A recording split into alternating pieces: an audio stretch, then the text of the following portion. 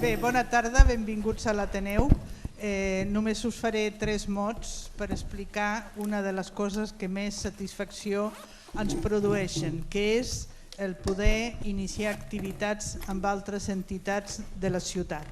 És una de les vocacions de la Junta actual, que l'Ateneu es lligui amb entitats culturals de la ciutat de tota mena, amb les quals hem fet convenis. Si seguiu la programació veureu que constantment fem la Fundació Carulla, fem el Liceu, el Teatre Nacional, etc. Una sèrie de col·laboracions que ens enriqueixen molt la programació i a la qual nosaltres acollim amb molt de gust. Bé, avui comencem el cicle de programació fet conjuntament amb el MENAC, aquí teniu el seu director, el senyor Pepe Serra, i consisteix en el següent.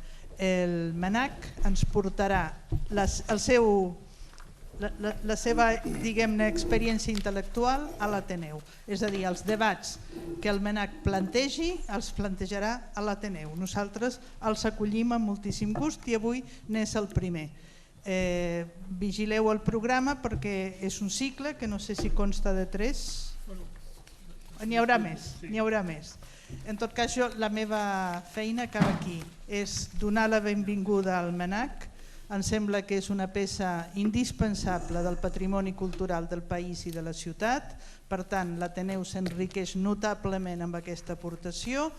Que ho disfruteu, que n'aprenguem, participeu i sobretot disfruteu d'aquesta vetllada intel·lectual, cultural i artística. Moltíssimes gràcies i gràcies també al nostre ponent d'Arts Visuals, el Lluís Utrilla, que ha estat participant en la gestació d'aquest projecte. Moltes gràcies i us deixo. Endavant. Gràcies, Patrícia. Jo seré, molt bona tarda a tothom, jo seré molt breu, només és donar un petit context d'una cosa que comença avui i que avui té una significació concreta, que és aquesta taula, però que continuarà amb una sèrie de programes i d'un projecte de treball que després l'Àlex us explicarà més detalladament. 2 coses, una, agrair al Jordi Bany, al Jordi Mercader, al Manel Guerrero, a l'Àlex Mitrani i als que vindran després i als que esteu aquí, la paciència que esteu tenint amb això. Intentaré ser molt breu i molt clar.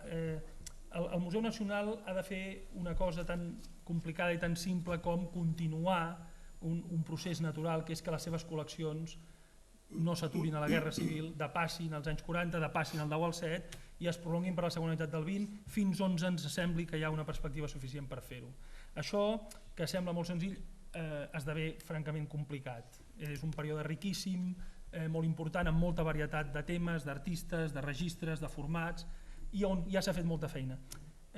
I sempre ho diem, és recollir tota la feina que s'ha fet, però en un context nou, que és que hi ha un Museu Nacional que la té que exposar permanentment. Podem fer una posició permanent canviant, però hi haurà un espai estable dedicat a això i per tant hem de patrimonialitzar aquests anys, és a dir, fer col·lecció, detectar on està aquest patrimoni i generar narrativa sobre aquest patrimoni. I amb això, ho dic amb tota franquesa, sempre que he vingut aquí, sempre que he parlat en públic ho hem fet, ens equivocarem segur, hem fet algun projecte on molta gent ja ens ha dit que ens hem equivocat, és igual. L'ànim del museu és construir relat i fer-ho de la mà dels experts i dels que en saben. El museu ni tan sols té departament encara d'aquests anys. Hem comissionat a l'Àlex perquè coordini aquest projecte, insisteixo que comença avui, que té taules rodones al museu, taules rodones en públic, assessoraments puntuals, reunions amb més de 150 institucions i famílies d'artistes que maneguen el patrimoni d'aquests anys, amb un resultat final que és posar-ho en valor. Sabeu la història famosa que entre el MACBA i el MENAC la casa s'imbarrer. I això ha estat així, no sé, els últims 25 anys. Però en canvi hi ha molts experts que han fet feina, alguns que ja no hi són, Siricis, Tesarios, Lluís Esborràs, i alguns que encara hi són, la Pilar Parcerisses, el Pepe Corredor, que està aquí sentat i que l'agraeixo infinitament que hi sigui, per nosaltres és una referència absoluta, i molts que estan aquí sentats. La idea és simplement aquesta, avui comencem, perquè encara fos més clar que volem provocar un debat ric, que revisiti, que critiqui, que obri aquestes perspectives, ho fem en un espai de màxima llibertat, que és l'Ateneu. Ni tan sols ho fem en el museu, ho fem a la plaça Catalunya, al mig de la ciutat, llum i taquígrafs, tothom està convidat, la voluntat del museu és aquesta. Dels fronts que tenim oberts, per mi aquest és el més crític. És un país estrany que vas al seu Museu Nacional i quan veus el 10 al 7 et foten al carrer. Hem de tenir perspectiva per parlar dels 50, dels 60, dels 70 de maneres diferents, de maneres canviants, i a més crec que li devem a molta gent i a moltes famílies, per exemple, que han sostingut això privadament. Aquesta és la idea, insisteixo, amb infinita modèstia. He rebut molts inputs, i ara veniu aquí... El museu és facilitar això, no tenim ambició, jo ni tan sols m'hi poso al capdavant, jo remo des de darrere i a primera fila tindrem els experts, n'hi ha molts aquí sentats, alguns esteu aquí dalt, no ens aturarem i jo, llest, tu soc poc, tu soc infinit. I això jo, entre ceia i ceia, el que tenim és això, del nou conseller tenim la proposta de rebre més espais i més pressupost per fer això i ho intentarem fer. Aquesta és la idea. De la mà de l'Ateneu, jo li agraeixo al Lluís i a la Patrícia i al Marc aquest de les arts visuals, em sembla que és una col·laboració natural. Anar a les 7 de la tarda a la muntanya a vegades és agradable, a vegades no tant, però baixar a les 9 quasi mai és agradable. En canvi aquí quan sortim, ja ha dit abans algú que podem fer un whisky, doncs fantàstic.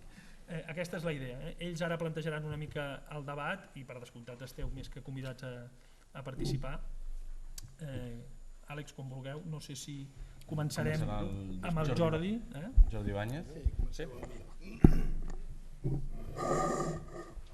Gràcies.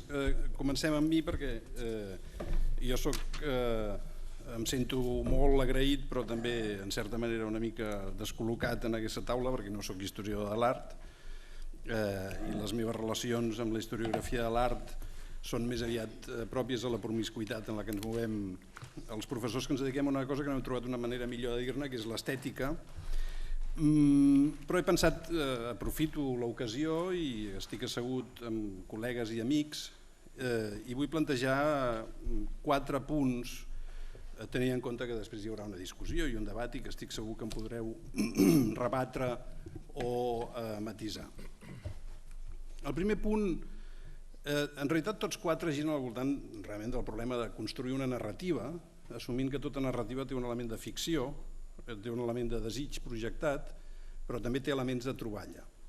Deixeu-me llegir un passatge que a mi sempre m'ha cridat l'atenció i que m'ha arribat a obsessionar perquè crec que en part defineix la tasca de l'historiador, un passatge del dia que va morir Marilyn, la famosa novel·la de Terenci Moix, l'any 68, per tant cau de ple en el període que estem dient, i és un moment en què es comenten els hàbits lectors d'un dels protagonistes de la novel·la, el Jordi, i diu el següent.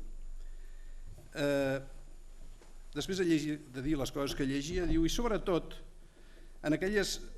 trobava plaer i interès en aquelles revistes d'abans de la guerra. En aquelles revistes es trobava arraulit, el català és bastant peculiar, però el llegiré amb naturalitat, en aquelles revistes es trobava arraulit el secret de la personalitat esdevenidora de Jordi.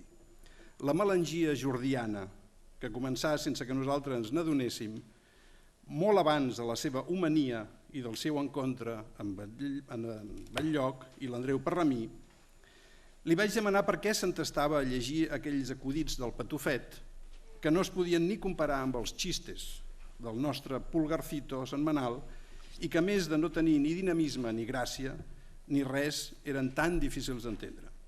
I ell em va contestar que no buscava riure-hi ni tampoc entendre-hi res. I em semblava tan estranya la seva resposta que li vaig preguntar què hi buscava doncs en els tebeos dels nostres pares. I aleshores em va contestar que s'hi commovia molt i jo em vaig rifar d'ell i ell es va ofendre de tal manera que només en demanar-li perdó per la meva rudesa vaig aconseguir que m'ho contés més ben contat. I va dir, i aquí ve el moment que a mi m'impressiona i que m'interessa posar en joc a la taula. En els anys que ens han precedit hi ha com una mena de misteri amagat. No t'ho sembla? I cada cosa d'aquests anys té per mi com una cosa o altra d'aquest misteri. M'atrau, m'amoïna, em dona fins i tot una mena d'angúnia molt forta, com si jo hagués viscut les coses d'aquell temps i ara no me'n pogués estar. Em fa mal, em venen ganes de plorar, no t'ho sé explicar. Fins aquí l'explicació del personatge. Torna a la veu del narrador. No va ser fins bastants anys més tard, una mica abans d'esclatar l'escàndol i fugir tots dos a París, quan jo vaig poder entendre per què, a través de tots els seus anys, Jordi havia viscut en un temps que no li pertocava.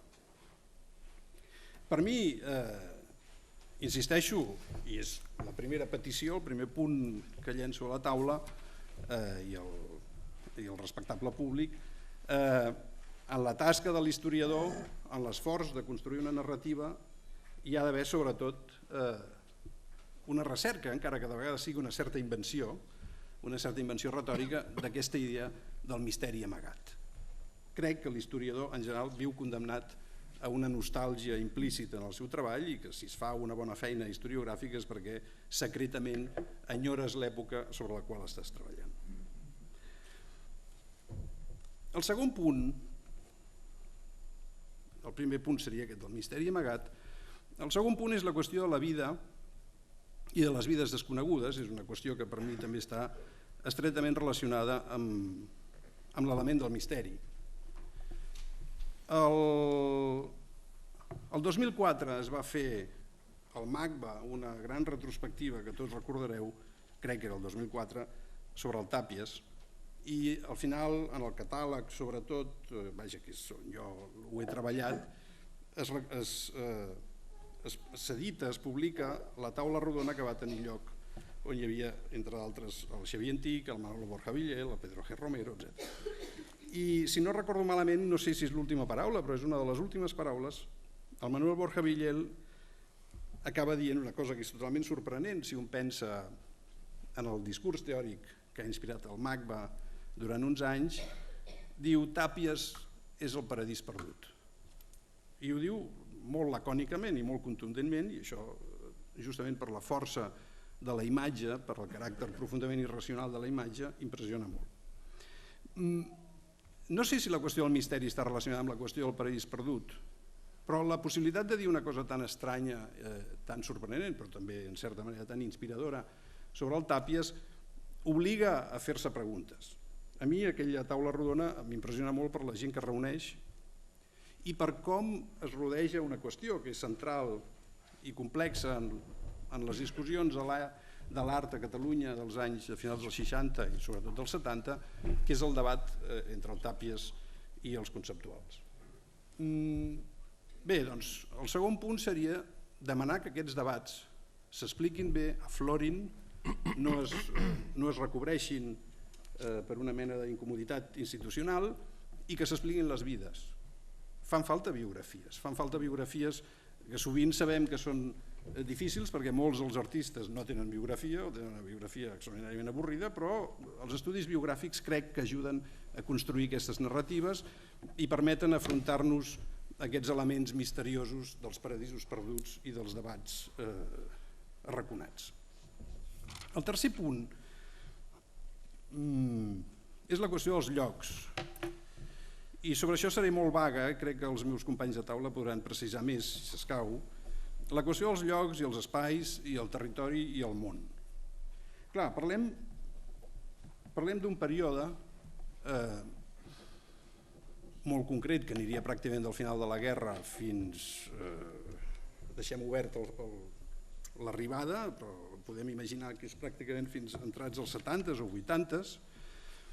Parlem d'un lloc molt concret que és Catalunya, però estem obligats, i ho sabem, a entendre això en relació amb altres llocs, en relació, per exemple, amb la resta de l'estat espanyol, en relació amb les metròpolis artístiques decisives, que en aquell moment poden ser París, però també ràpidament Nova York, també els viatges italians i les tradicions que allà hi ha, però també els llocs privats, les cases on moltes obres brillen en vida pròpia i que després arriben al museu i empal·lideixen notablement, però tenen sentit en aquelles cases i crec que s'hauria de treballar amb la complexitat de la topologia que obliga a entendre que no només el museu té el patrimoni o la tasca institucional de construir la visibilitat d'un relat, sinó que aquest relat està difós en molts llocs. De fet, alguns dels llocs són òbviament immobles perquè es tracta d'edificis i carrers amb unes referències imaginàries concretes, però després també hi ha una qüestió que és la contextualització d'aquests llocs i d'aquestes imatges en relació amb altres llocs i amb altres tradicions i amb altres centres culturals. No vull abusar més del MACBA com a exemple, però posaré un detall que em consta que està a l'exposició Campo Cerrado que ha organitzat la Lola Jiménez Blanco al Reina Sofia, que és la recontextualització d'alguna pintora coneguda o relativament coneguda, però també secretament coneguda, que és la Josefa Tolrà, que apareix, si no m'equivoco, perquè jo encara no he pogut veure l'exposició i espero fer-ho aviat, en una sala on hi ha informalistes francesos de la immediata postguerra. És a dir, aquestes jugades, i no dic res al MACBA, tot i que tots penseu perfectament en l'operació que es podria posar com a segon exemple, aquestes jugades ajuden a fer visibles coses i també ajuden indubtablement a contextualitzar els llocs. És cert, i també ho afegeixo, que ajuden a relativitzar una idea excessivament identitària o excessivament nacionalment marcada d'aquest relat. I hi ha un quart punt, que l'apunto, perquè més crec que ja estic arribant als 10 minuts que jo mateix m'havia compromès a fer servir i no vull allargar-me més. Hi ha un quart punt que és la qüestió dels objectes. La qüestió de la dissolució dels objectes. El problema és intentar fer una història de l'art en un context en el que el paradigma pictòric és només una part d'això, i és un problema que jo ho veig sempre des de fora i sempre tinc la impressió que no està ben resolt. No està ben resolt al museu quan en una sala entres i trobes un vídeo i en una altra sala et trobes documentació, etc. I crec que la millor desmaterialització de l'objecte no està tant en una retòrica escenogràfica de museu, que és respectable i que cal entendre que es fa el que es pot o que es fa el que s'està en condicions de fer, sinó en una proliferació de llibres. I aquest és un punt una mica d'eslògan que vull transmetre a la taula i sé que ho faig d'una manera polèmica, que és demanar que aquesta crisi dels objectes i aquesta desmaterialització progressiva de l'art en la segona meitat del segle XX rebi un suport fort de producció, de recerca i de llibres en el sentit simple i ple del terme, i per tant diria que en algun moment potser fan falta més llibres i menys exposicions. No vull afegir res més excepte reiterar les meves gràcies per la invitació. Albert Mercader. Hola. Bé, bona tarda a tothom. Agrair novament al MENAC, al PPCR, a l'Alex Mitrani perquè m'hagin convidat a parlar d'aquest moment tan necessari, que fa falta tanta recerca, tants congressos, tantes exposicions, tants llibres, en què gairebé tot està per fer, encara que en la darrera dècada sí que realment s'han fet aportacions molt valuoses. Però sí que m'agradaria fer algunes reflexions, algunes consideracions, potser una mica més historiogràfiques. Agraeixo aquesta visió més de Tirual del Jordi Ibáñez.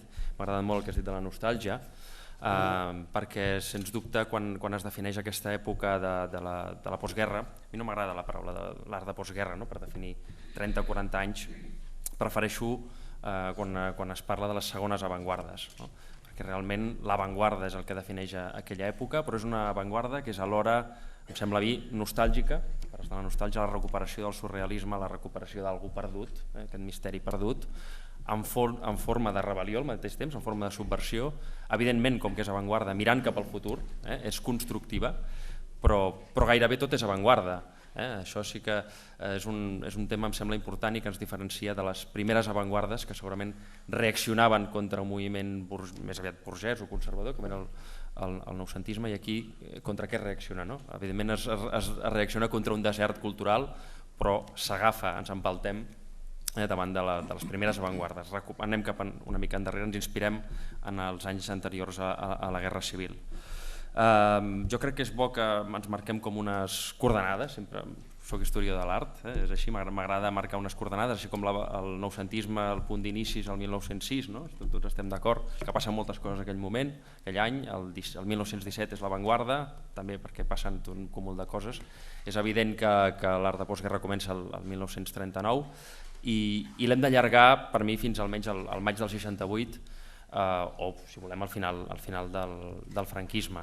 Passen masses coses com perquè segueixi. Són 35-40 anys d'una extraordinària contundència, d'una extraordinària potència, vistos en conjunt. Vistos fragmentàriament, com ho hem vist fins ara, en tenen molt poca de potència, però vistos en conjunt, amb aquests 40 anys, si agafem les figures del Cirici Pellicer, del Cesario Rodríguez Aguilera, els grups d'avantguarda, els artistes, el vincle internacional, les revistes, és a dir, tenen una potència extraordinària. Jo aquí estic molt d'acord amb l'Alexandre Cirici Pellicer, que ha portat aquest llibre que per mi sempre és un punt de referència, que és precisament d'aquest moment, de l'any 68, l'art català contemporani, quan deia que aquest moment de la postguerra, aquests anys, té vocació de pilar, no? de la història de l'art. En la mateixa força, si volem, que els altres pilars que marquen la nostra història moderna i contemporània de l'art, és a dir, el modernisme, el noucentisme i l'avantguarda per una banda, i per l'altra banda, per l'altre extrem, el moment que, si volem, s'inicia en aquest 1968 aproximadament, que és la postmodernitat. Jo crec que d'aquests 5 moments, incloent la postguerra i les segones avantguardes com un dels grans blocs, sens dubte el més coix és el moment de les segones avantguardes. La resta de blocs, la resta de pilars, em sembla que en els darrers 25 anys han merescut una extraordinària difusió i molta recerca, moltes publicacions, estan molt ben trebats, considero jo. No cal parlar del modernisme i de l'avantguarda, puc parlar una mica més del noucentisme.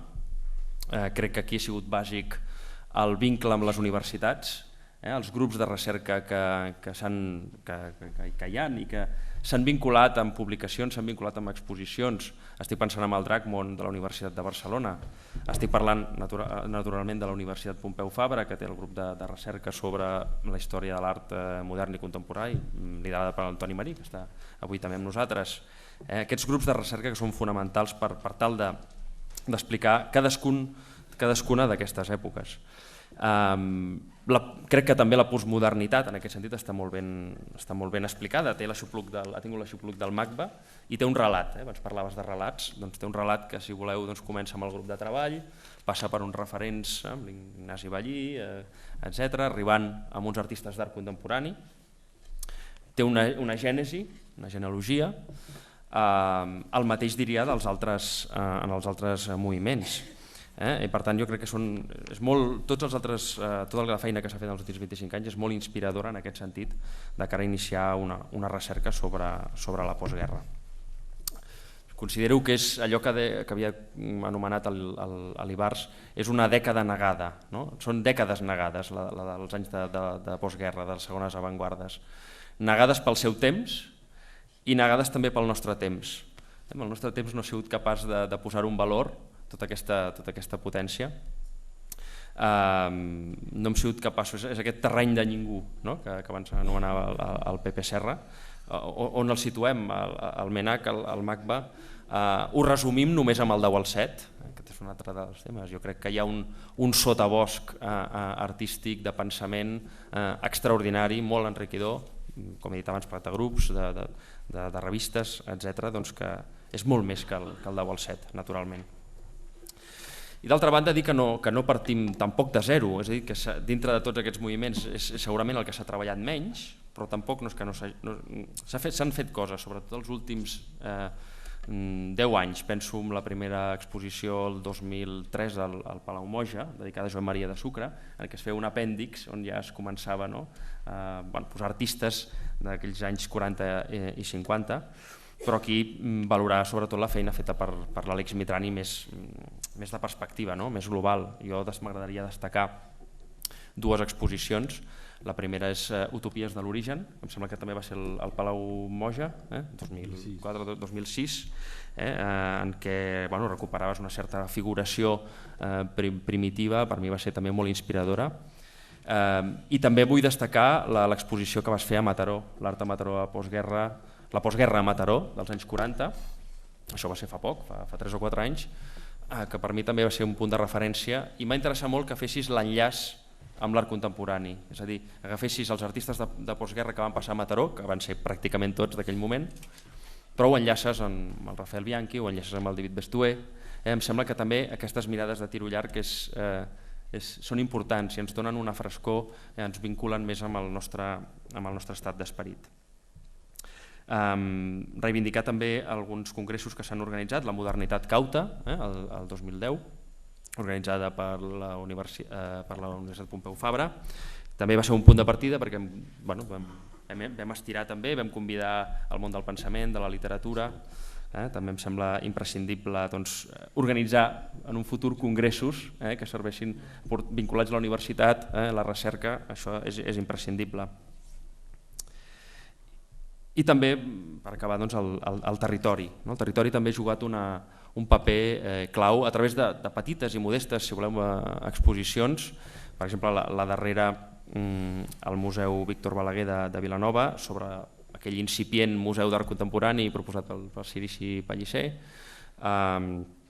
exposicions dedicades a Cirici Pellicer, era la Fundació Miró, l'estava recuperant la seva figura, l'informalisme treballat al Museu de Tarragona, és a dir, jo crec que al territori, a Mataró, a Girona, s'han fet moltes coses que, com un puzzle, jo crec que les hauríem d'ajuntar amb aquest aixopluc que li demanem, jo crec que al museu, li podem demanar al Museu Nacional d'Art de Catalunya, que ens faci d'aquest aixopluc per intentar ajuntar totes aquestes peces i construir, el més important, una cosa que ha dit el Jordi, un relat. Necessitem un relat, no només de postguerra, sinó de la història de l'art moderna i contemporània a Catalunya. Necessitem una genealogia que tenen altres països i altres cultures, crec que la té el País Basc, quan podem parlar d'Oteiza fins a Txomin Badiola, crec que la té Alemanya, quan podem parlar del Die Brücke, el neoexpressionisme passant per Joseph Beuys, arribant a Richter, per entendre'ns.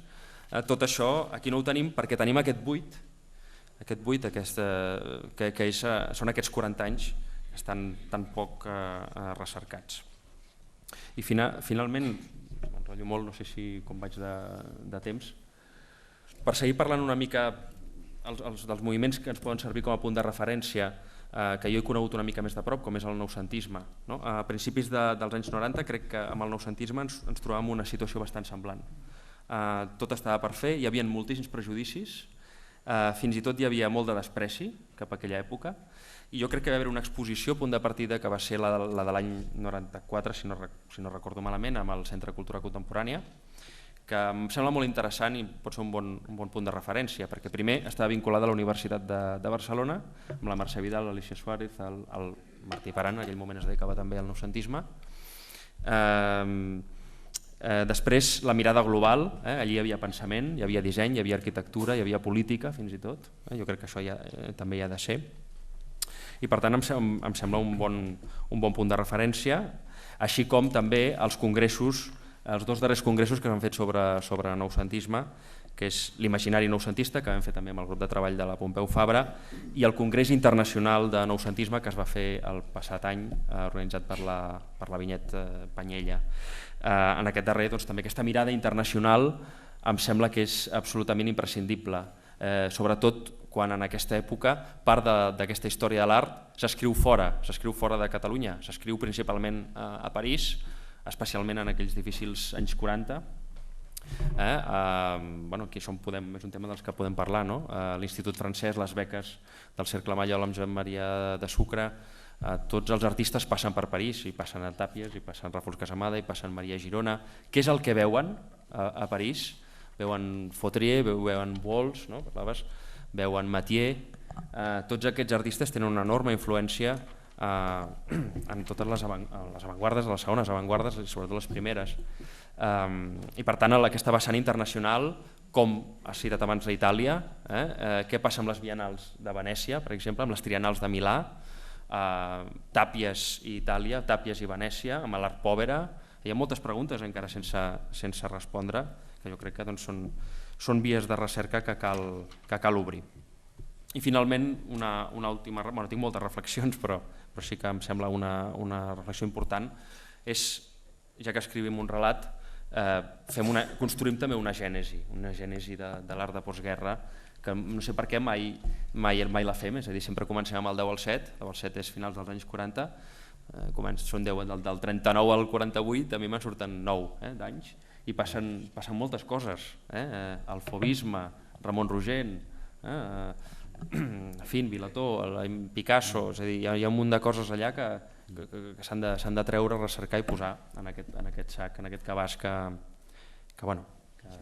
agraït que comencem aquesta recerca posant front comú. Molt bé, doncs a mi ja m'està passant que naturalment porto moltes més notes i qüestions de les que puc tractar en el temps que pertoca i que les dues intervencions que m'han precedit ja són tan interessants que només em dedicaria a mirar de respondre-ho. Després, però de totes maneres sí que voldria enllaçar el que jo vull explicar arrel del que heu dit, perquè no em puc retenir, no?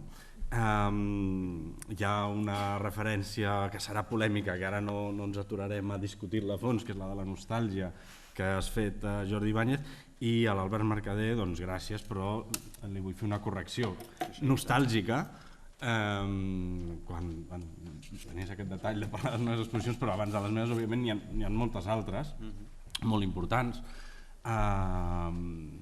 Llavors la referència nostàlgica, perdoneu, personal i narcisista, és que aquests estudis que jo he fet sobre art de postguerra els vaig començar molt a poc en paral·lel amb altres vies acadèmiques fa uns 20 anys, i tot va començar per mi aquí en aquesta casa a l'Ateneu, amb una reunió que vaig tenir amb en Cercenedes per demanar-li via recomanació del nostre estimat i admirat Pepe Corredor Mateos, no?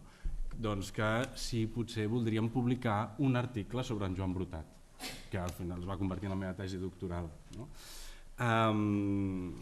Deia, en el meu cas, no? Jo porto molt de temps, però hi ha moltes persones que porten molt de temps treballant-hi, llavors suposo que aquí sortirà, però esclar, l'estat de la qüestió i una bibliografia exhaustiva no la podem fer, però sí que, a veure, ens hem de referir, per mi van ser molt importants les exposicions de Santa Mònica, especialment 10 al 7 al Foc s'escampa, de l'Enrique Granell. Aquesta exposició, que òbviament és limitada en quant a regeneració de relat, però per mi és la primera que, més enllà dels llibres de referència de la història de l'art català, edició 62, del volum del Miralles i del volum de Corredor Mateos, doncs que s'aturava en aquest període i explicava amb un peu d'igualtat tota aquesta diversitat, no? D'iniciatives, de corrents i d'artistes que donen riquesa a un període que podria semblar erm i depriment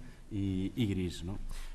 L'exposició sobre el Club 49 de la Pilar Bonet i el Martí Peran, que és més o menys d'aquella època, també s'ha de ressenyar, i efectivament després tota una sèrie d'exposicions que s'han fet sobretot des de la perifèria de Barcelona, des dels museus petits, des del Vilanova, des del Museu d'Art de Sabadell, des del Museu de Mataró, etc.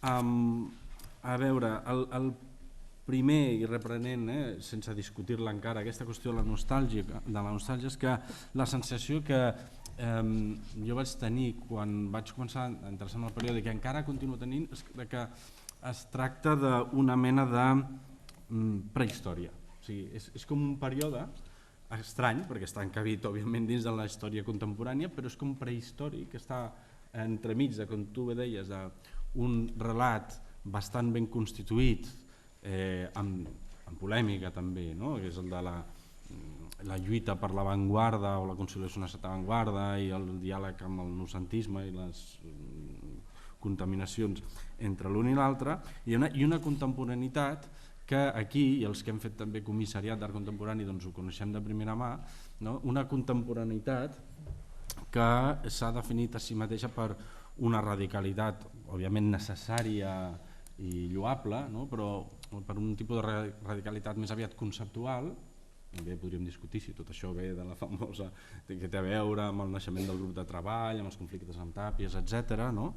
Però en tot cas hi ha hagut aquesta sensació de que l'art contemporani, en el sentit de l'art de creació d'avantguarda més recent dels últims 25 anys, s'havia d'alguna manera desagregat, desafectat, com un fill que realment està barallat amb el pare, o s'avergonya del pare i del tiet, i doncs, havia decidit com d'alguna manera anatemitzar, oblidar, enterrar tota una època, salvar doncs, alguna figura doncs, imprescindible i fonamental, no? I salvar el Tàpies i doncs, fins i tot triar els seus caps de turc, no? I parlem per exemple d'en Subirachs, no? I a partir d'aquí doncs, aquest període queda en aquest estat, com dèiem, prehistòric. I per les generacions més joves també té aquesta qualitat. Perdoneu, ara estem en un camp molt de les percepcions, molt subjectiu. No? O sigui, quan tu agafes el D'ací d'allà i veus aquella revista tan bonica, tan moderna, no? I després veus la modèstia, no? La senzillesa, la precarietat, no? El blanc i negre, el paper dolent, no? De les publicacions de la postguerra, naturalment, que algú interessat, algú especialitzat, doncs, troba que el Destino o revista, no, del Puigpalau doncs és un festí d'informació i de dades i és meravellós, però d'entrada, diguem-ne, és com quelcom, no sé, arcaic, paleolític, envellit, polsós i no direm caspós perquè no ho és i perquè nosaltres atribuïm moltes vegades aquest qualificatiu més al terreny polític i als debats de tipus doncs, estatals, nacionals, etc. No? I d'alguna manera, no, en aquest període succeeix això. És un període que està com separat del nostre present. No? Jo tinc aquesta sensació. I hem de relligar aquest temps al nostre.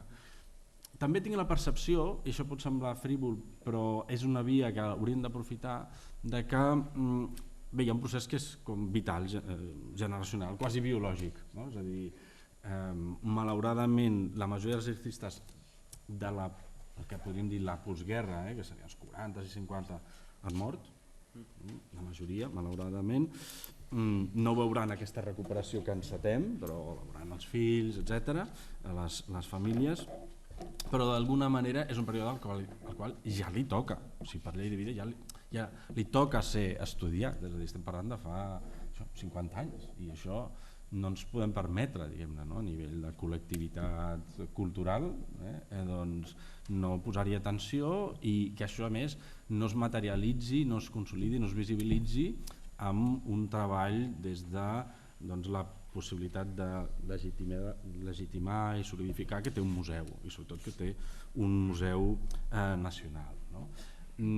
Alguns moderns no del món de l'art, o sigui, alguns, no sé, hi ha paraula, és antiquat dir-la ja hipster, ja em fa no hipster, ja em fa iaio dir hipster, no? Però m'expliquen anècdotes, es pot percebre, no? Que aquests anys 50, no? Que doncs, semblaven una mica polsosos i foscos, doncs, sense rehabilitar-los des del punt de vista ideològic, sense perdre, no? La perspectiva crítica de l'historiador i del ciutadà moralment compromès, no? Amb l'evolució de la història del seu país, sense perdre aquesta perspectiva, però potser començaran a interessar a partir d'ara per la seva rareja, pel seu exotisme, per el seu fins i tot les seves vessants fins i tot kitsch, no?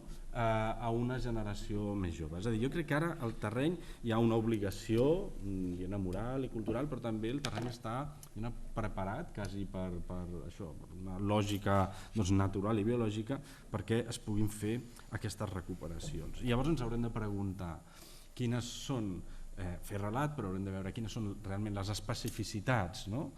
D'aquesta segona avantguarda que es va produir a Catalunya, i quines són les homologacions i veure l'interès de les unes i les altres, és a dir, de l'art homologat amb el cànon i amb les influències més directes, no? De l'avantguarda internacional i apreciar-lo malgrat, si voleu, aquesta manca d'originalitat perifèrica que pot tenir en alguns moments, no?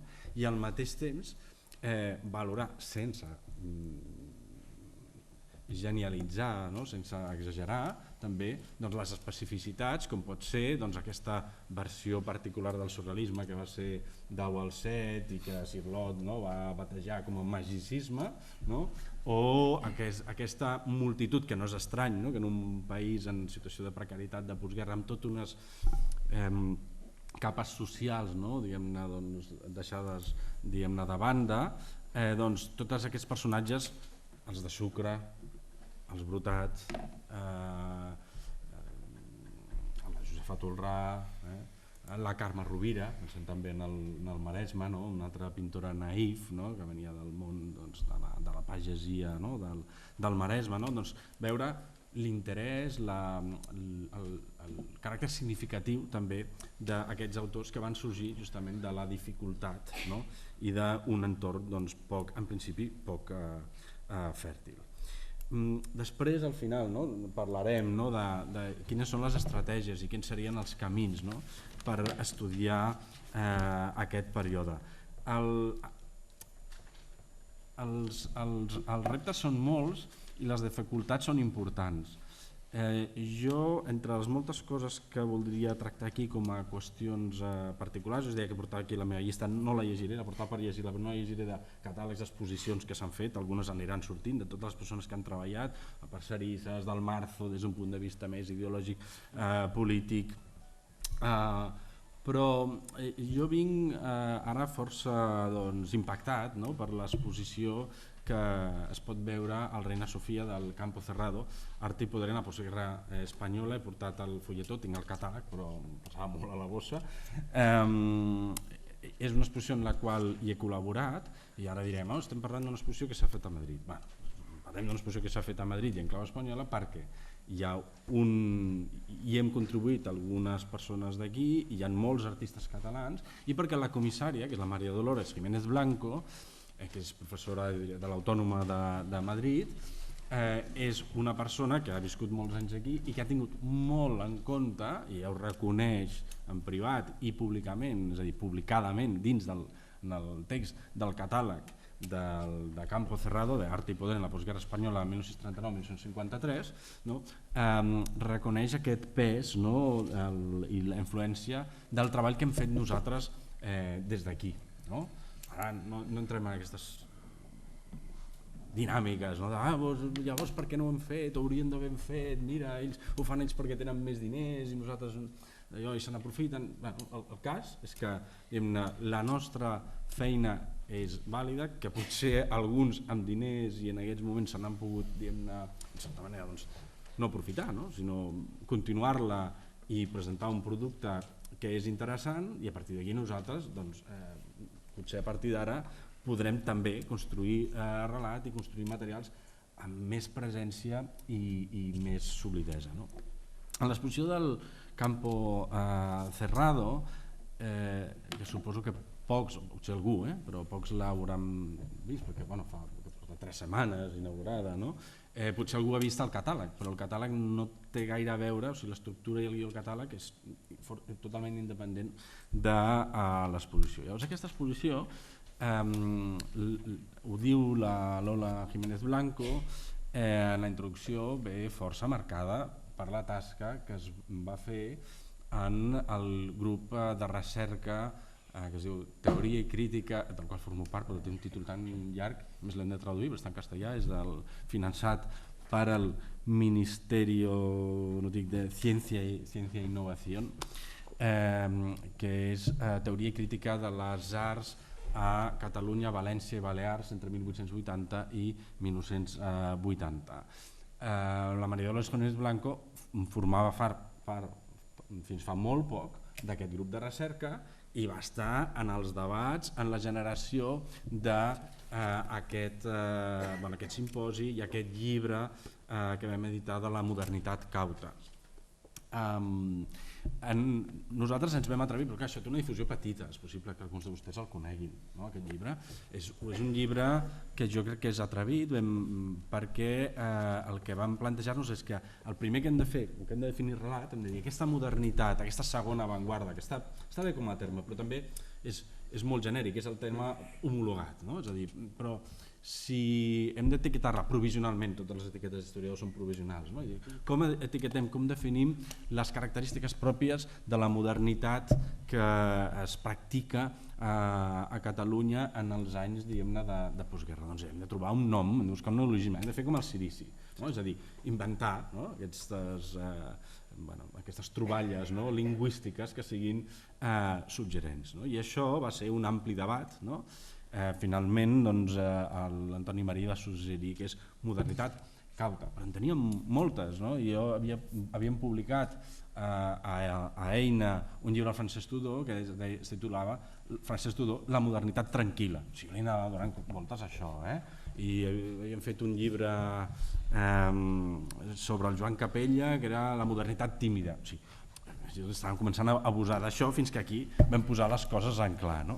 Llavors, la gràcia primer era l'esforç d'intentar definir aquesta modernitat, d'atrevir-nos a etiquetar-la, malgrat aquesta etiqueta pugui semblar parcial i polèmica, i a incorporar per descriure aquest període primer una lectura en la qual la història de l'art estigui vinculada amb la literatura, el pensament, l'arquitectura, el disseny, és a dir, que no es pot fer, no la podem explicar bé i no la farem mai atractiva si l'expliquem a la manera tradicional. O sigui, jo crec, és a dir, quan jo sempre defensava el meu autor allò estimat, el meu pobre Brutat, quina cosa més antiga? Bueno, sí, però a l'exposició, a la segona exposició del grup R a les Galeries Laietana, amb uns mobles moderníssims que encara ara es consideren atractius i interessants, i molta gent d'una certa elit cultural o sofisticació estètica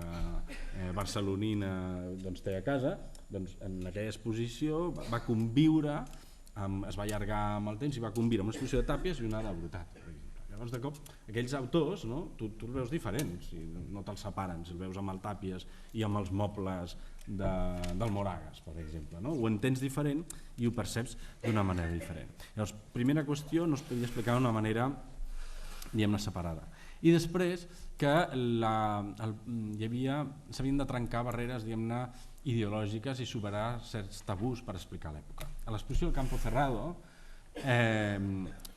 una de les sales entres i veus, primer d'entrada és molt impactant, perquè tens d'una banda les fotografies del Robert Capa, dels exiliats republicans, i a l'altra banda un nodo amb uns discursos del Franco triomfant. Llavors es tracta realment de plantejar, descriure l'època d'una manera objectiva i a més fins i tot plantejar, visibilitzar un enfrontament i un conflicte que defineix aquesta època. En una d'aquestes sales, deia, hi ha tot un apartat dedicat a l'arquitectura de la Ciutat Universitària de Madrid, que és un exemple de tardofeixisme italianitzant, i tota la primera sala és d'arquitectura i quan entres a la següent tens un mural d'en Josep Maria Sert, tens La muerte del soldado Franco del Pruna i tens un retrat del Salvador Dalí, d'un senyor que ara no recordo qui era, però un realisme així, i amb uns àngels tocant la trompeta i una representació així levitant de l'Escorial. És l'exemple de la gran arquitectura feixista de l'època. Llavors, aquestes coses ens haurem d'atrevir, diguem-ne, a tocar-les nosaltres també. És una exposició de l'època, aquí haurà de tenir, potser, no sé, coses del Marès, o potser haurem d'explicar el paper del monjo, la influència del monjo en l'escultura contemporània catalana.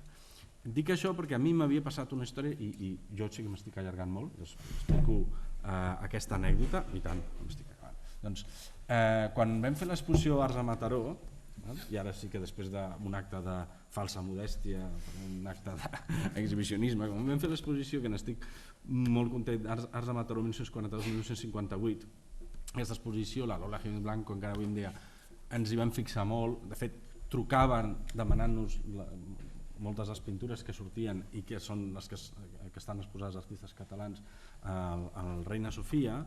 Hi ha una història molt maca, parlaves del Rafael Bianchi. El Rafael Bianchi és un artista contemporani i aquí va presentar una peça que es deia Debe haber algo que esconder, que consistia en completar els dietaris existents del pintor Rafael Estrany, que va ser el director, el fundador i el director del Museu de Mataró, que a més va recuperar tots uns fons d'artistes que havien quedat dispersos, etc., durant la Guerra Civil.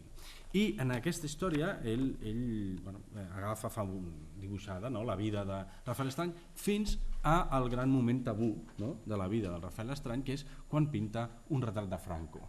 I aquesta història, es projectava així a la paret, acabava amb un dibuix, ja parlaré de mi, amb un dibuix, això és un honor, de mi i de l'Arnau Puig discutint sobre aquesta obra, sobre el retrat de Franco i Rafael Estrany. Perquè el meu, òbviament, venerat i admirat Arnau Puig, a mi em va encarregar aquesta exposició perquè 2 anys abans o 3 anys abans n'havia fet una per encàrrec sobre el retrat a Mataró. Van dir, fes una exposició sobre el retrat amb els fons del museu, i quan vaig veure els fons vaig veure un retrat de Franco com de 3 metres d'alçada, enorme, impressionant, i em van dir, aquest era el retrat que estava en el saló de plens de l'Ajuntament. Vaig dir, això si expliquem, ho hem de posar. I va ser impossible, no em vaig imposar perquè és una qüestió de jerarquia. El director em va dir, no, la família Estrany no voldrà, el fill de l'Estrany no voldrà, i l'Arnau Puig, que òbviament no és susceptible de cap, sabem tots la seva posició política i el seu compromís ideològic, va dir, no, tampoc, jo no vull exposar un retrat del Franco, i a més aquest retrat del Franco està ben pintat. Si fos horrible, perquè està ben pintat. Jo em vaig quedar així. Llavors això és el que surt aquí petit en el llibret, i no donava per més, però va pintar el Rafael Rubián, sinó que és aquest moment que diuen no podem exposar. Llavors va haver-hi un petit conflicte generacional en la forma de veure l'època, i jo sempre estaré agraït d'haver fet aquella exposició amb ell i sempre el respectaré, però crec que ara ens toca als que ens atrevirem a trencar aquests tabús, i esperem que ens ho deixin fer. Manel Guerrero. Molt bé. Jo simplement volia obrir el debat amb altres conceptes i amb idees que crec que són importants. La primera volia parlar del terme de nostàlgia i respecte al que és la cultura i l'art d'aquesta època, i jo, més que nostàlgia, que sí que crec que hi ha de l'època de la República, del que és la Catalunya republicana, això sí que és la veritable nostàlgia al meu entendre, el que crec és que l'art d'aquesta època fa nosa, simplement. Aquesta crec que és la paraula clau, fa nosa als artistes, fa nosa a les famílies, fa nosa a tothom. Llavors, què ha passat en aquest país? Que el MACBA li ha fet nosa, no ha volgut assumir-ho, el Departament de Cultura en un moment donat ho va fer, quan es feien les exposicions històriques, Josep Miquel Garcia se'n van fer unes quantes, el Palau Moja també va ser, però això fa nosa, i per tant tota la responsabilitat cap al menat. Aleshores ens trobem que això fa nosa al MACBA, fa nosa al Departament de Cultura, fa nosa a l'Ajuntament, perquè ells són més moderns, i el manat se li encoloma tot, perquè esclar, han d'explicar l'art català des de l'home de Cromanyó fins a demà passat. Aleshores, sempre en aquest país tothom es treu de sobre la feina, i clar, què passa? Que hi ha una feinada de por, perquè esclar, com que això fa nosa a les universitats fins fa poc, tampoc no és que estiguin massa per la labor, i per tant ens trobem aquí. He volgut portar el que era el catàleg de l'exposició que es va fer l'any passat al MNAC, pensava que era un bon punt de partida pel debat d'avui. Esclar, tenim molta documentació, tenim molts artistes, tenim molts anys, però hi ha molta feina a fer, hi ha molta recerca a fer, molts artistes pràcticament desconeguts. L'aparició de la Josefa Tolrà ha sigut espectacular, de no saber ningú qui era, està el Reina Sofia a obrir l'exposició al MNAC, ara està a Tarragona i té una gran exposició. Aleshores, què vol dir això? Que si apareix un artista que ningú no coneixia, com la Josefa Tolrà, de sobte, i resulta que té una obra impressionant, per què no poden aparèixer altres fenòmens semblants? Vol dir que aquí tenim molta feina. Una paraula que ha sortit poc, jo crec, és exili. Clar, molts dels grans artistes arquitectes, músics, etc., homes de cultura, universitaris, estan o han marxat fora, o són fora, o simplement estan a l'exili interior. Per tant, clar, són uns anys fins que no s'acaba la Segona Guerra Mundial, no? Fins als anys 44-45, molt foscos.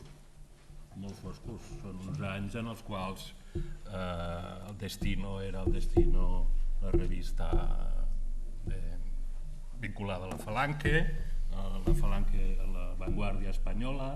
Eren uns moments en els quals el feixisme era molt fort. Per tant, esclar, és un moment en el qual, efectivament, el dia que ens atrevim a fer una exposició sobre aquests anys, del 39 al 45, esclar, haurem de veure coses que no ens agradaran però que han existit. Llavors, pel que fa als relats, efectivament, la taula crec que l'has posat nusos i sortides, no? Em sembla un tema interessant. Aquí, la història de l'art, el relat, qui els ha fet bàsicament? Clar, hem d'anar, jo crec, el que són figures importants que realment han marcat un abans i un després en la historiografia de l'art. I clar, avui hi ha La Vanguardia que ha sortit la primera biografia de Cirlot. Ha sortit una primera biografia que s'escriu sobre Cirlot. Clar, Cirlot fa nosa. Home, és clar que fa nosa. Perquè defensava certes coses que gent com l'Arnau Puig i molts d'altres no volien ni sentir-ne parlar, naturalment. Clar, això amb la distància ha canviat. Ara Cirlot es veu d'una altra manera i naturalment la visió que té de l'art català o espanyol o universal que té Cirlot no té res a veure amb la visió que té Cirici, que sí que fa una visió nacional.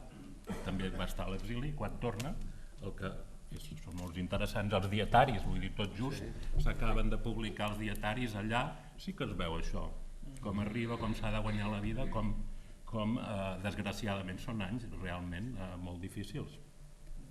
Aleshores, a mi em sembla que una de les feines interessants del MNAC, que ara té tot el llegat del Cirlot, és realment explicar quina idea de l'art explica Cirlot, per exemple, com un dels grans historiadors de l'art d'aquí, i quin tipus de relat fa, que naturalment és un relat que és a partir del símbol, a partir de l'irracional, a partir de la mística, però que no té res a veure amb el relat que fa Cirici, que ell sí que vol construir una historiografia nacional i ho fa no només amb l'art, sinó també amb l'arquitectura, etc.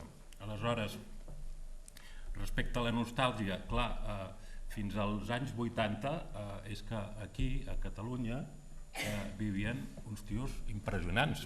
Clar, és que Miró, que és un dels grans artistes de la història de l'art, encara pintava. Esclar, Picasso, mort al 68, em sembla, no? 73. Clar, fins al 73 són... Tàpies, naturalment, molt es va cuidar d'intentar de no deixar massa espai a la resta d'artistes que hi havia al seu voltant. Això és així, no cal insistir-hi. Clar, aleshores hi ha unes grans figures de nivell universal, per no parlar de Dalí, que esclar, que és un altre dels grans assignatures pendents del MNAC, no? La gran... És una llista llarga. Parlaré de Dalí. L'exposició de Dalí, no? Clar, és que esclar, com que l'art fa nosa, ja ho dic jo, el MNAC no té diners i per tant no pot fer ni una exposició de Dalí, se'n va a Madrid, se'n va a Reina Sofia. El 18 fem una. No pot fer una exposició a Torres Garcia, clar. Aleshores,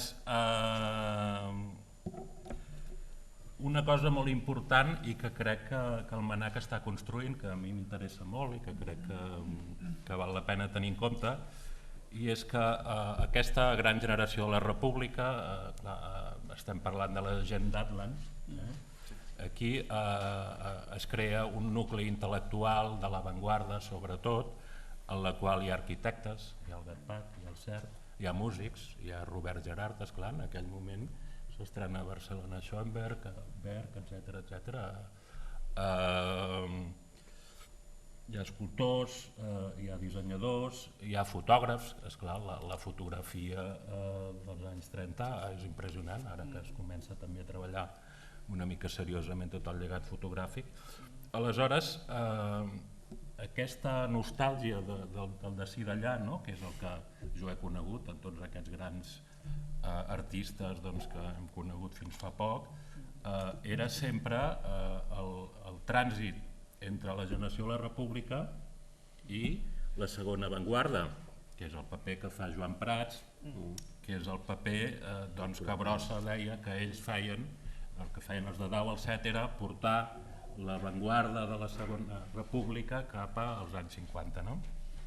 Aleshores, clar, aquí el que m'interessa molt és que en aquest període del 39 al 45, segurament, amb el gran retrocés que hi ha polític, social, econòmic, etc., es fa un gran retrocés en el que és el món de l'art i es torna a les arts més tradicionals, l'escultura, la pintura, el retrat, això és una feina dels historiadors I per tant, tot el que és aquesta idea més multidisciplinar, més de treball entre diverses disciplines, no torna a estar en funcionament justament fins a la generació de Dau al Set. Aleshores, el Club 49, que és la continuació de l'Atlant. El Club 49, clar, allà hi ha Prats, hi ha arquitectes, hi ha una casa, la Ricarda, és un dels centres culturals, hi ha empresaris, hi ha poetes, hi ha tot un bull, allà bull moltes coses i segurament el gran repte és no només saber explicar totes aquestes disciplines que estan jugant alhora, perquè esclar, a la Ricarda, que és la casa que està fotografiada segurament pel català Roca, és allà on el John Cage actua quan ve a Barcelona i mira el fa el cartell. Hi ha aquí un nucli molt potent que és una mica l'entrellat de la xarxa aquesta del que és l'art d'avantguarda. Aleshores, al costat de tot això, el que jo veig és que, i que en parlàvem l'altre dia, que hi ha una feina molt important, que és ara que encara hi ha les famílies, els llegats d'aquests artistes que van treballar a la postguerra, que és el moment més important per aconseguir que realment el MNAC pugui tenir una obra important de tots aquests artistes importants. Parlàvem del Villàlia, parlàvem de tants altres artistes, els quals sempre han quedat en un segon pla, però que els dies, quan tu l'estudies amb un cert rigor i el poses al costat de qualsevol altre gran escultor, doncs home, és un artista molt rellevant. Llavors, dues qüestions. El tema interdisciplinar, la necessitat d'explicar la història a partir de l'arquitectura, la fotografia, el disseny. Mirant, per exemple, els programes d'aquí, me n'adonava que la majoria estan dissenyats pel Ricard Giralt Miracle, no? Hi ha com tota una sèrie de... El Català Roca, esclar, era el fotògraf dels artistes, dels arquitectes i encara d'altres. Vull dir, esclar, hi ha unes figures claus que són secundàries, perquè ni el Ricard Giralt Miracle ni el Català Roca han estat mai considerats com poden estar altres grans artistes, però en canvi són personatges que crec que funcionen molt bé per teixir, per crear aquesta malla que crec que és la que realment dona sentit a aquestes figures que s'escampen pel territori, no? El cas de Mataró, doncs quan al museu als anys 50 exposen tots els grans artistes, és un moment molt interessant. A Granollers, no? Quan hi ha doncs, la colla del Benito i companyia, els happenings, Banyoles, quan l'època del Tim hi ha tota una sèrie d'aparicions de ciutats en les quals es creen uns... que això, esclar, és important de poder-ho destacar, o doncs, no sé, aquella exposició que va fer el MACBA d'Eivissa, no? Del Congrés d'Eivissa amb l'inflable de Ponsatí. Tot aquest tipus de fenòmens són els que t'acaben explicant una mica l'època i els que et permeten de fer un relat que, esclar, el que entenc jo és que ara no es pot fer un relat únic. No pots explicar ni la història ni l'art d'una sola manera. Per sort, esclar, hi ha moltes diferents maneres de narrar, hi ha moltes diferents maneres d'explicar la història. Jo proposava, per exemple, una de les feines importants és conèixer realment l'obra de Cirlot i la de Cirici, vull dir que efectivament es pugui estudiar quin és el seu relat de l'art, tant de l'un de l'altre, perquè de fet encara gran part de la historiografia de l'art catalana depèn dels seus llibres, de les seves tesis, i qui diu aquests dos, naturalment venim cap a que algun dia caldrà veure la Borràs, quines coses va fer, el corredor, tot el que ha fet, etc. Aleshores, jo diria que hi ha molts fronts oberts. Des del punt de vista de la historiografia, les figures d'aquests crítics que d'alguna manera han creat el relat del que era l'art català o l'art del segle XX.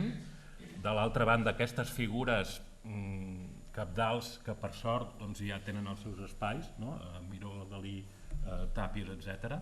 Però totes aquestes artistes més secundaris o no tan secundaris, perquè un Guinovart o un Ràfols o tants d'altres, ja sabem què passa amb el Ràfols, per exemple, la Fundació Ràfols, tot aquest tipus de...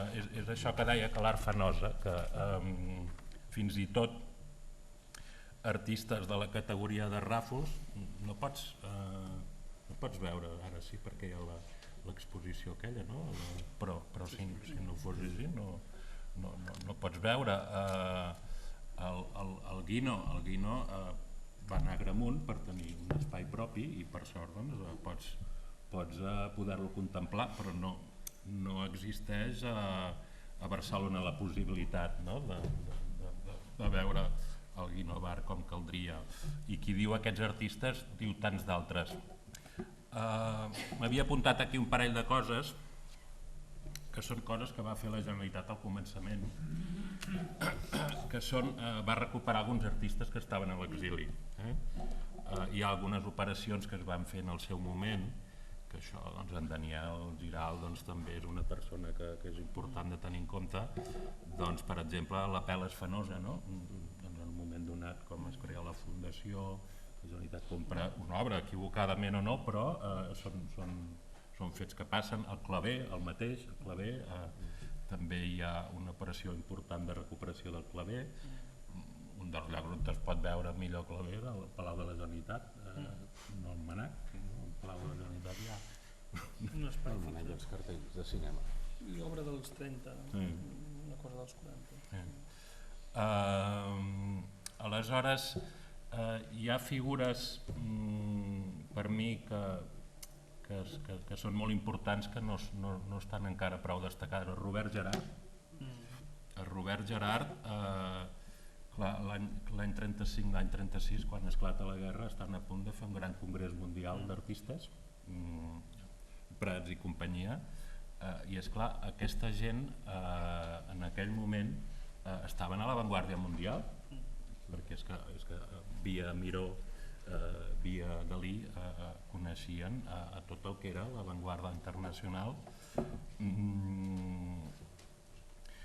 Aleshores, esclar, què passa aquí? Que efectivament hi ha un gran buit, que és el que deixa la guerra i el que l'exili, d'altra banda, també deixa. Clar, i naturalment, fins que no hi ha un cert discurs una mica autònom de l'art, situem el golf, no? El 47, les formes més radicals, que no són Ramon Roger, un tipus de pintura més propera al neoexpressionisme, al neoimpressionisme. Però bé, hi ha moltes formes d'explicar l'art. Segurament aquelles exposicions que es van fer a Santa Mònica en el seu moment, no? El surrealisme a Catalunya, l'art conceptual a Catalunya, doncs eren un tipus d'exposicions que van ser importants per poder fer un relat i bé, són exposicions que encara són importants i esclar, la feina del MNAC és ingent, vull dir, és que és impossible que el MNAC pugui fer tot. Aleshores, segurament, crec que ara amb el territori hi ha uns museus que estan treballant molt bé, estaria bé de treballar en xarxa i d'aconseguir que des de Mataró, des d'Olot, des de Figueres, des de Valls, aquests llocs on realment hi ha una certa capacitat amb no gaires diners, perquè treballen amb molt pocs recursos, però això sí que crec que podria ser una empenta molt gran cap a intentar reconstruir aquest període que tot just ara comença a ser visible. És específic d'aquests anys que la riquesa i la complexitat fa que el temps, ara són menys quart, no sé, clar, si val la pena o que tingueu una discussió entre vosaltres, la idea era xerrar una horeta i obrir torn de preguntes, opinions, de tota mena, perquè hi ha gent molt qualificada en el públic i tothom que vulgui, no sé amb el timing que tenim, si més aviat, si algú vol intervenir és més que benvingut, si no també a partir d'alguna pregunta es pot generar com una segona tanda de mossegades més curtes. El tema aquest té sempre això, que molt temps mai serà prou temps perquè el treball és ingent, perquè els fronts són molt oberts i a vegades inclús dona aquest punt. Heu parlat de nostàlgia, heu parlat de nosa, no sé què, jo des de la institució us diria ansietat. A mi la gent em transmet angoixa, ansietat, una pressió inclús que ens pot portar a fer les coses malament. Jo ho dic amb tot el carinyo a la meva generació, aquí hi ha molts professors meus de la facultat, nosaltres si ho encarem amb l'ansietat que alguna gent ens ho demana, no ho farem bé, no pot ser. Hem perdut, no hem perdut, però potser hem treballat poc 30 anys sobre això, no intentem fer amb 5 el que no hem fet amb 30 perquè algun experiment que hem fet ja l'hem pagat prou car. Jo crec que millor a poc i bona lletra. Això sí, jo estic totalment d'acord, molt amb el territori, molt amb els artistes, molt amb les famílies, hem parlat amb tothom. Jo soc potser per desinformat optimista o per ingenu entusiasta, però jo crec que es pot fer una cosa i realment, abans no sé si ho has dit tu, la suma d'aquests anys té una potència enorme. Quan ho llegeixes en aquests llibres és apassionant. El resultat, si t'imagines una futura col·lecció canviant sobre aquests anys en un museu, jo crec que seria una part del museu extraordinària. Jo estic encantat que a algú li faci nosa, a mi no me'n fa gens. Jo m'encantaria que hi fos en el museu. Crec que seria un atractiu principal pel museu. Tardarem una mica. Sí, aviam, jo recordo, vull dir, això que l'angoixa és així. Sí, a mi això m'arriba a diari. Quan encara eren vius el Perucho o el Palau i Fabra, és que ells sabien que tenien pocs anys de vida i, en fi, són homes que tenien, clar, tot sobre el misteri, sobre el que era tots aquests anys i que, en fi, durant uns anys van fer coses que formen part d'aquest relat i gràcies a això, doncs, en part, a Jordi Fabra va poder fer la fundació, que subsisteix amb molts problemes. El Perucho, esclar, quan parlàvem del Terenci Moix, de la recuperació del pop, de tot això, és una figura cabdal en aquell moment, tota la cultura del còmic, tota la cultura del pop. No ha sortit i... Clar, aleshores jo recordo algun document que a mi em van emocionar en l'exposició, perquè vegis que realment tenia coses molt positives. Menys mal. No, perquè una paradoxa, per exemple, estranya del Museu Nacional, que en principi el període Elias Alier, és veritat que no tenim col·lecció, és que a la biblioteca hi ha una porta que diu petits catàlegs d'exposicions. Entres, hi ha 40.000 documents, tots originals, d'aquesta època. Pràcticament hi ha tot el que es va fer. Llavors, com que l'exposició era com una miscel·lània, només per dir ens ho volem dedicar, en lloc de fer un catàleg, aquest llibre que ha portat l'Àlex, vam simplement reproduir tots els documents que vam poder de l'època, que només mirant-los ja veus que necessitem uns quants anys per fer-ho. I molta gent ens ha dit, home, jo això ho tinc, jo sí, clar.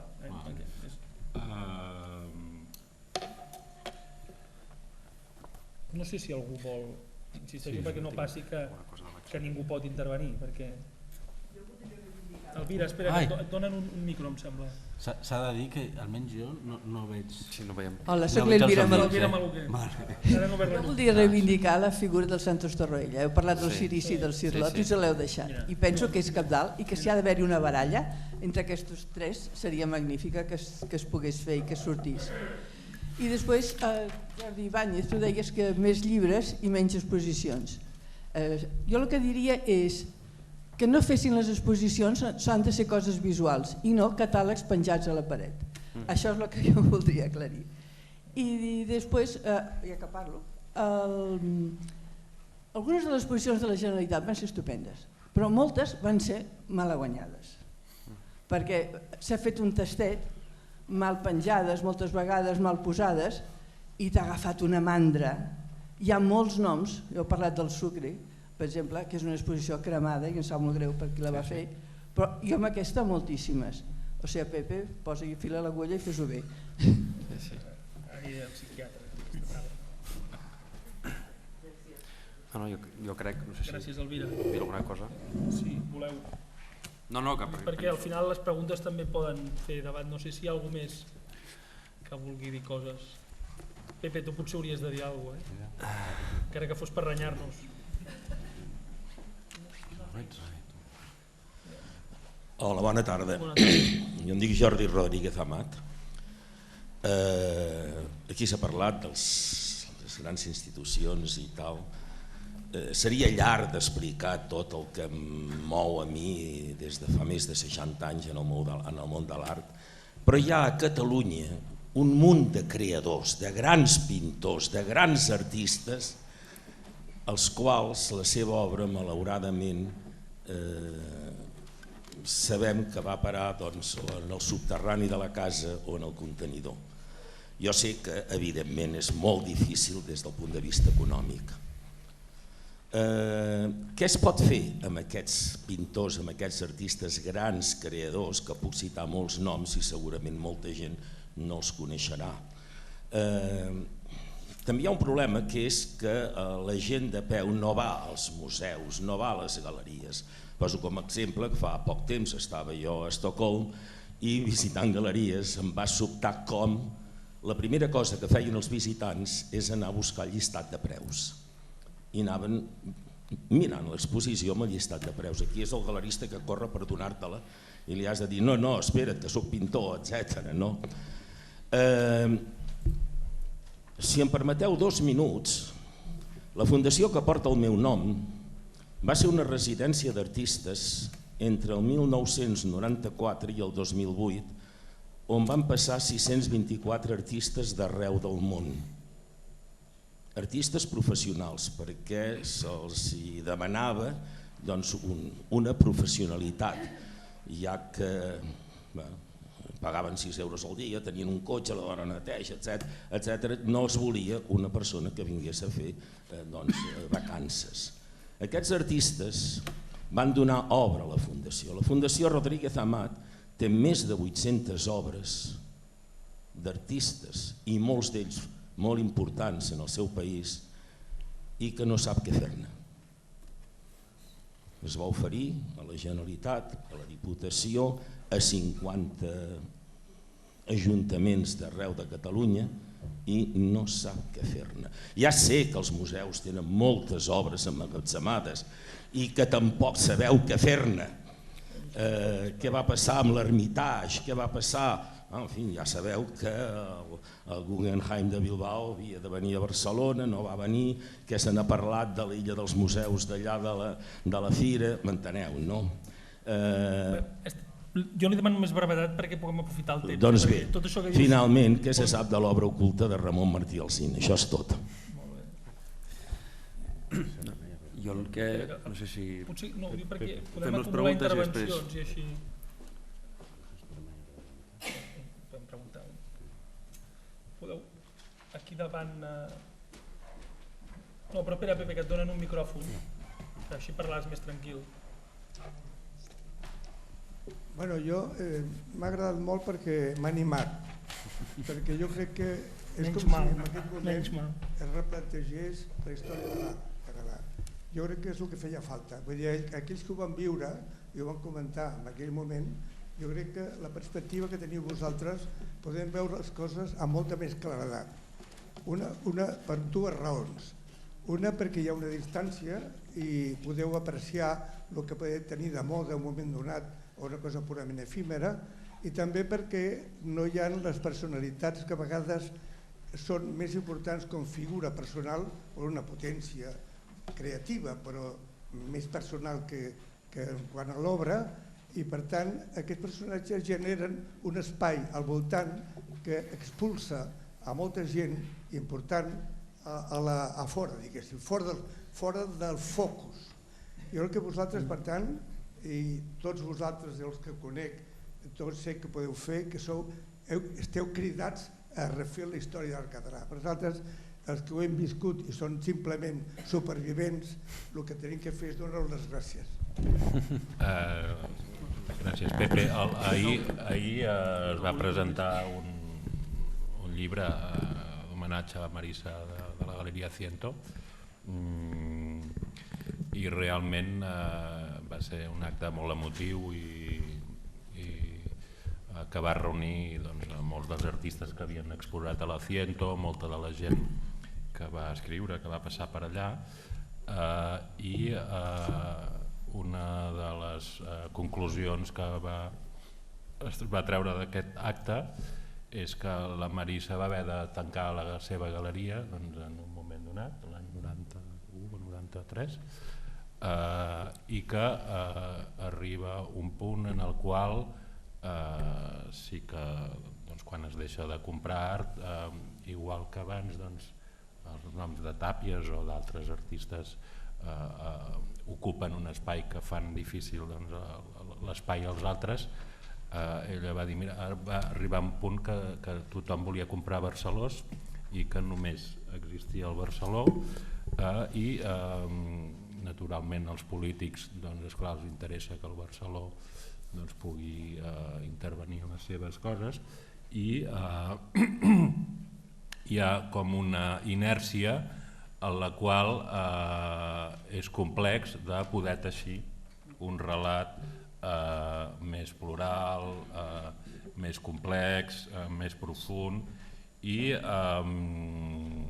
clar, això requereix no només recursos i una institució que ho faci, sinó aquest teixit de la universitat, d'aquests museus en el territori.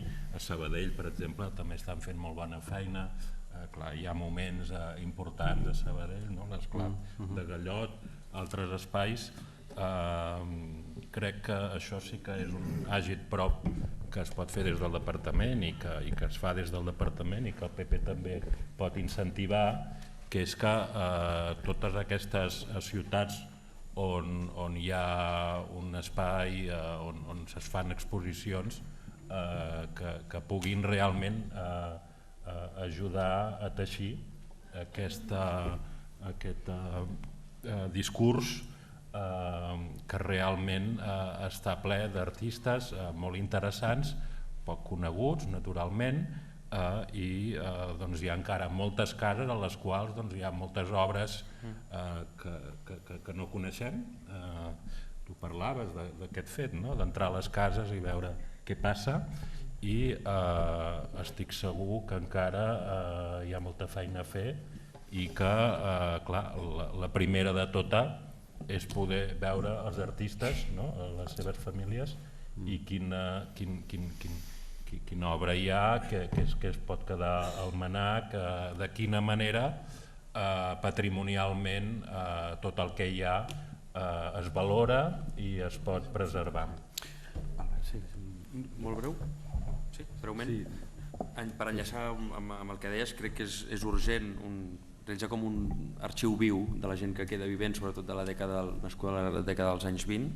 En els últims 5 anys ha sigut una escabatxina, vull dir, 5 o 10 anys, vull dir, Tàpies, Cuixart, tota la generació del 10 al 7 pràcticament ha desaparegut, però encara queden testimonis d'aquest sotabosc que parlàvem, importants. Jo crec que és urgent anar a fer entrevistes, tot això documentar-ho, i les famílies també. Les famílies, abans he pensat en la colònia de París, d'exiliats de París, que si els Valls, que si el Fenosa, que si va morir fa poc, la viuda de Fenosa, què passa amb tot això, amb el llegat, la Nicole, hi tenen una fundació al darrere, però vull dir que hi ha tot el Fins, Vilató, Cargallos, hi ha tot a París amb el tema de l'exili, crec que és molt important. I simplement un afegit amb el Pepe Corredor, per nosaltres ha sigut una figura naturalment inspiradora, el primer que ens parlava de Brotat, el primer que ens parlava de Fenosa, de Rebuig, etc., tota aquella època. Dues coses crec molt importants que abans volia citar que ell ha fet, que ens poden servir com a model: l'exposició naturalment de les primeres avantguardes a Caixa Catalunya, amb el Girar el Miracle, crec que no ha sortit, però vull dir, és un punt de referència, també amb el vincle amb la universitat que van establir, la Universitat Autònoma i les avantguardes, i tots els nuclis, una reunió de tots els nuclis d'avantguarda. I després el llibre d'edició 62, també és fonamental, és del 96, és l'últim llibre que tenim d'art modern, que fa un recorregut d'art modern i contemporani. En 2016 no en tenim cap, fa 20 anys que no tenim cap publicació general d'art modern i contemporani. És una cosa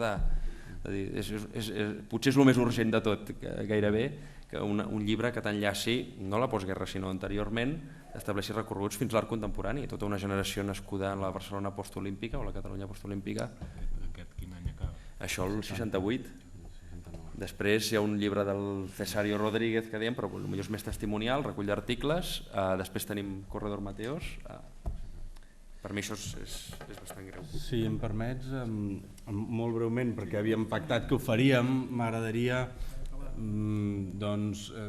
donar-vos 4 pistes del pla de treball que ens hem plantejat des del MANAC en relació al que s'ha comentat aquí. Evidentment, hi ha aquesta qüestió de la patrimonialització i del relat, que són fonamentals. I això ha de passar per la institució del museu en col·laboració amb els particulars, els artistes, les famílies i amb les universitats. Aquest és l'esquema, crec, en el que tots estem d'acord. Per tant, tenim que fer relat i tenim que vigilar els casos, primer els greus, d'artistes o famílies d'artistes o obres, diguem-ne, per no personalitzar, que estan en perill d'indigència. Que és una qüestió, és l'emergència, que després vam veure que no era tan greu, però el susto, l'espant que vam tenir tots quan es va trobar a la biblioteca de l'Albert Rafus Casamada Els Encants. I sabem, estem aquí els que hem treballat, que hi ha obres en perill de desaparèixer físicament i materialment. Per tant, tenim aquesta situació, aquesta ansietat, aquesta situació de perill patrimonial real i la necessitat d'establir un relat que s'haurà de fer treballant entre aquests diferents agents. Quin és el pla de treball, grosso modo, de manera molt esquemàtica, que ens plantegem i que jo d'alguna manera coordino i que treballarem amb nombrosos especialistes? La primera qüestió és que això s'ha de fer amb el paraigües, l'impuls, la protecció del MANAC i també la perspectiva que té el MNAC de realment concretitzar físicament en un museu, que és fonamental, tard o d'hora, aquest període, d'una manera permanent, movible però permanent, no? Llavors, el que és clau és que això s'ha de fer, diguem-ne, en equip, de manera col·lectiva, no? I aquesta és la via. I l'exposició del Reina, l'exposició on hi ha uns 17 capítols i cadascú és d'un especialista diferent. Llavors han de treballar tots els especialistes. No podem continuar fent una guerra de guerrilles, no? D'individualitats, que cadascú va mirant de fer la seva exposició el millor possible, no? I llavors s'ha de fer col·laborant i treballant entre tots. Què farem? Farem una base de dades i un estat de la qüestió respecte a aquest període, respecte a qui són els artistes vius, quines són les famílies, on es troben les obres, amb la prioritat, la urgència de detectar els casos més preocupants i més greus. Farem unes taules de treball internes, o sigui, un treball que no es veurà de cara en fora, però que és fonamental fer-lo, amb els especialistes dintre de la casa, una mica, diguem-ne, com hem fet aquí, però de manera més sistemàtica, no? I construint-nos, no? Un mapa, no? I un estat de la qüestió i a partir d'aquí plantejant-nos una futura programació, no? D'activitats respecte al període. Com han de ser aquestes activitats? Abans es deia també el del llibre, menys llibre, més expos, no? Jo crec les exposicions amb llibre, és a dir, amb catàleg. O sigui, si el MAC va fa el grup R o el Congrés de Disseny d'Eivissa, fantàstica, no tenen catàleg. Jo a mi m'agafava tots els mals, diguem-ne.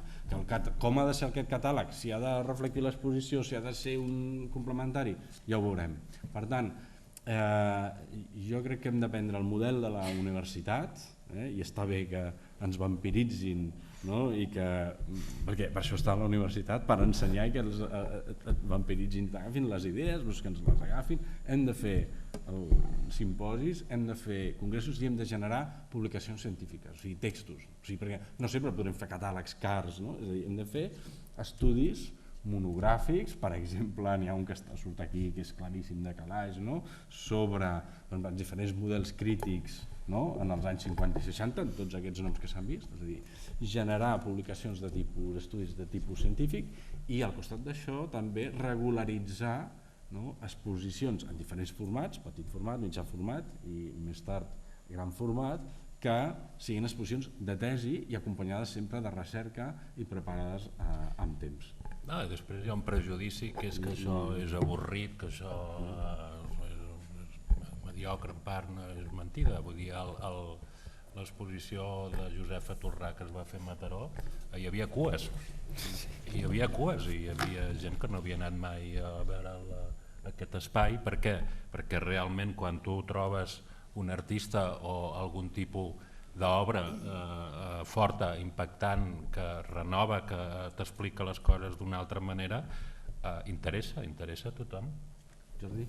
Sí, només vull afegir una cosa, perquè he estat molt breu i després m'he sentit, com que he parlat del primer, al·ludit molt sovint. Sobre la nostàlgia no diré res, però sobre la qüestió del relat i dels relats i de la pluralitat dels relats s'han de fer llibres, això també ho he dit, però em veig obligat a afegir una cosa. No oblidem la possibilitat que hi hagi obres meravelloses que resisteixin soles, i ara no les veiem, encara no som capaços d'obrir els ulls, que resisteixin soles per si mateixes. Ara no faré un al·legat romàntic a l'autonomia de l'obra d'art, però no tot ha de ser una peça d'un relat encara que fem relats, o encara que feu relats. També de tant en tant ha d'aparèixer la possibilitat de veure una cosa com per primer cop. No sé si voleu, perquè estem fora, Lluís, de temps ja, que ens faran fora en tot cas, si no hi ha, agrair-vos molt la paciència i dedicació, agrair molt al Lluís i a la Maria, que és l'equip del museu que ha fet aquesta feina i que abans me n'he oblidat. Us tindrem al corrent, això avui comença i durarà tot aquest any i el següent, i es anirà incrementant, diguem, amb densitat i amb velocitat. Ens sembla que és una manera bona començar públicament i obertament, i de la mà de l'Ateneu seguirem any rere any. O sigui que gràcies a tots. I el 7 de juny tenim la segona taula. Tenim una segona taula. La segona taula amb la Pilar Bonet, el Martí Paran, la Nice González i el Joan Minguet, que precisarà temes que hem tractat aquí, penso també serà menys farragosa, menys historiogràfica i més concreta, i us esperem. Gràcies.